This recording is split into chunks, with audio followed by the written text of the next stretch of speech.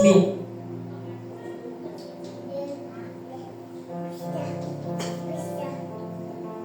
Le Saint-Esprit veut avoir le pouvoir de se manifester librement, de se manifester librement dans nos vies et aussi dans l'assemblée.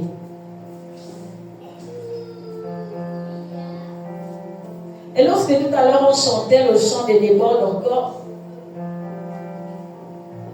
on demandait une autre dimension. Le Saint-Esprit me disait, vous demandez une autre dimension, mais je n'ai pas la liberté d'agir. Vous demandez de déborder, mais vous mettez des freins à ma manifestation. Comment je vais déborder en vous? C'est comme avec le robinet. Tu prends le bidon, tu mets à côté. Donc ça veut dire qu'il y a, sont les petites gouttes. Ça rentre un peu. Le bidon n'est pas totalement placé sous le robinet. Il est placé à côté. Mais il y a quand même quelques gouttes qui tombent à l'intérieur du bidon. Mais il va se remplir à quel moment? C'est la question que nous devons nous poser. Le Saint-Esprit est la personne. Il n'est pas une chose. Il est une personne. Et c'est la personne dont nous avons besoin continuellement. C'est la personne dont nous avons besoin pour être élevés. Nous cherchons l'élévation, mais nous mettons la personne qui élève à côté. Nous cherchons la stabilité financière, mais nous mettons la personne qui a la stabilité financière à côté. Nous cherchons à l'entendre, dire Saint-Esprit, je vais t'entendre, mais tes oreilles sont totalement fermées. On dirait qu'on a mis, toi-même tu as mis quelque chose, donc ça ne peut même pas passer ce qu'il a à dire. L'évangéliste pouvait dire la dernière fois que chacun est censé avoir une instruction, une vision pour chaque domaine de sa vie. Mais pour avoir ces instructions, il faut bien entendre. Pour avoir ces instructions, il faut bien ouvrir la porte qui est notre cœur au Saint-Esprit. Pour avoir ces instructions, il faut bien donner la liberté au Saint-Esprit de te parler à l'heure qu'il veut. Vu que c'est lui qui règne, vu que c'est lui, tu as dit Saint-Esprit décide, vu que c'est lui qui décide, donc de le laisser te réveiller à l'heure qu'il veut. Et c'est un exemple, je peux dire, ça ne va pas d'abord aujourd'hui. Quand je travaille depuis ces temps-ci à 4 heures, 3 heures, 4 heures. Je me réveille pour avoir mes temps. Et aujourd'hui, vraiment, je ne me suis pas réveillée. J'ai enlevé un réveil. J'avais 2 réveils, j'ai enlevé un réveil.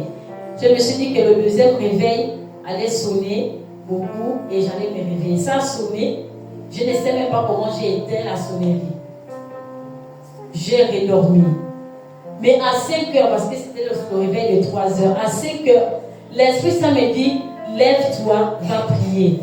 C'est le lève-toi, va prier à 3 reprises. J'ai dit, oh, je suis trop fatiguée. Toute la journée, je suis épuisée. Je continue d'abord le sommeil et puis à 6 heures, je vais pouvoir faire ce que je fais. Et après, lorsqu'il m'a parlé par rapport à ce thème, il me disait, tu vois que tu as eu une forme de désobéissance. Je voulais te parler plus précisément à 7 heures. Mais tu as dormi. Et ce sont les erreurs que l'on fait souvent. Ce sont ces erreurs-là que l'on fait souvent. Et après, on dit au Saint-Esprit, après on dit à Dieu, tu es méchant. On dit à Dieu, tu es mauvais. Tu ne m'aimes pas. Regarde ce que tu me fais. Pourquoi moi? En oubliant qu'on n'a pas écouté l'Esprit Saint, qu'on ne lui a pas laissé la liberté d'agir comme il le voulait, on agit selon notre chair.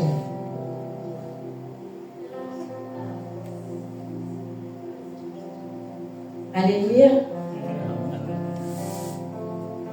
Ce soir, selon ce que tu as entendu, particulièrement, je ne donnerai pas des sujets. Mais par rapport à ce que tu entends, en fait, tout ce qui freine le Saint-Esprit, tout ce qui bloque, tout ce qui empêche l'Esprit Saint de se manifester totalement dans ta vie, dans l'assemblée,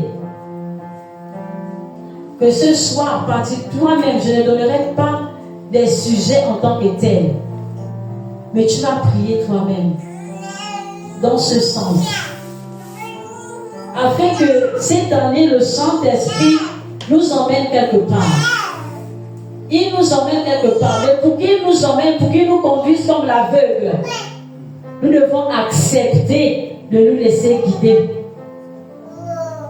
Nous devons accepter de nous laisser guider.